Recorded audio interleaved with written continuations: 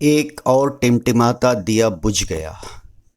सुलोचना लाटकर, नलिनी जयवंत, मीना कुमारी, परवीन बॉबी, भगवान दादा, भारत भूषण जैसे कई सितारों की तरह ये सभी टिमटिमाते दिए कभी दैदीप्यमान थे, ग्लैमर की दुनिया के रोशन सितारे थे। लेकिन इन सभी को गरीबी की मौत नसीब हुई, जहाँ कोई अपना नहीं था। थी बस गरीबी, भूख, वृद्धावस्था का घना अंधेरा, जिससे लड़ते हुए इन्होंने अपनी जान दे दी। दोस्तों, विश्वास नहीं होता कि ऐसी ही एक स्टार स्मृति विश्वास अब स्मृति शेष हो गई हैं। मैं भी जवां, दिल भी जवां। मैं नहीं जानती थी कि आप इतने बदल जाएंगे। हालांकि स्मृति 100 साल पार कर गई, लेकिन न करती तो भी क्या फर्क पड़ जाता। उनका जन्म 17 फरवरी 1924 में एक ईसाई परिवार में हुआ था। नाम था स्मृति रेखा। पिता सरकारी अधिकारी थे। 1930 में आई बांग्ला फिल्म संध्या उनकी पहली फिल्म थी। इसमें उन्होंने बाल कलाकार के रूप में काम किया था। उनकी अंतिम फिल्म थी 1961 में आई हिंदी फिल्म मॉडर्न गर्ल। आपको मॉडल की जरूरत है? Oh yes.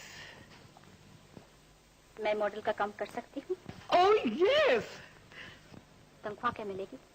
जितना भी कंपनी देगी ना, सब आपका। नहीं समझी? अच्छी तरह मिलाओ।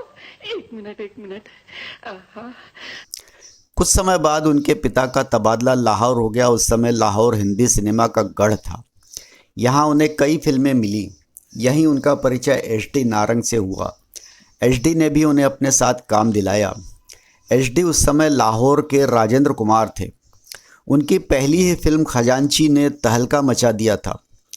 फिल्म का इतना प्रभाव था कि 20 साल बाद हिंदुस्तान में खजांची नाम से ही इसका रीमेक बना और उसमें एच.डी. वाला रोल राजेंद्र कुमार ने किया था।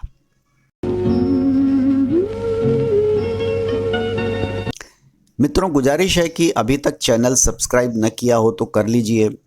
इस वीडियो को लाइक शेयर कीजिए, कमेंट कीजिए। अरे जा क्या हो दीवाने, ये किस्से है पुराने। तो आगे बढ़ते हैं। एच.डी. व स्मृति वहाँ काम कर ही रहे थे कि बंटवारा हो गया और वे बॉम्बे आ गए। यहाँ एच.डी. अलग और स्मृति अलग काम करने लगे। स्मृति देव आनंद, गुरुदत्त, किशोर कुमार के साथ काम करने लगीं। गीता दत्त के साथ उनका बहनापा हो गया। उधर एच.डी. निर्माता निर्देशक बन गए।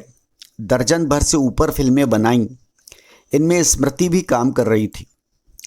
यह संबंध कब प्रेम में बदल गया पता ही नहीं चला। 1960 में दोनों ने शादी कर ली।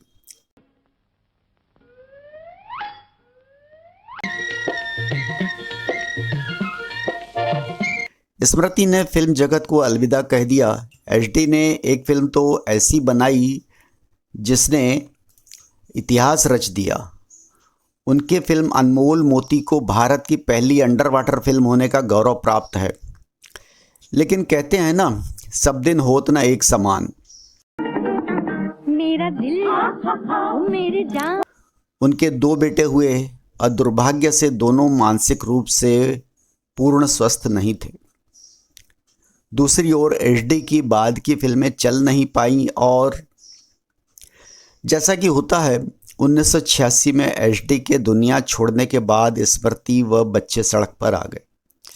किराए के कई मकान बदलने के बाद वे नासिक चली गईं, जहां उनकी बहन का फ्लैट था। वे अपने बेटों की देखरेख करते उसी दड़बे जैसे फ्लैट में रहने लगी। 100वां जन्मदिन पूरा होने के बाद 3 जुलाई को उनका निधन हो गया, जो सचमुच दुखद था। इस लिहाज से कि अब उनके बेटों का क्या होगा, कौन उनका पालन पोषण करेगा, कौन उनको खिलाएगा, दवा दारू करेगा, देखभाल करेगा, भगवान जाने।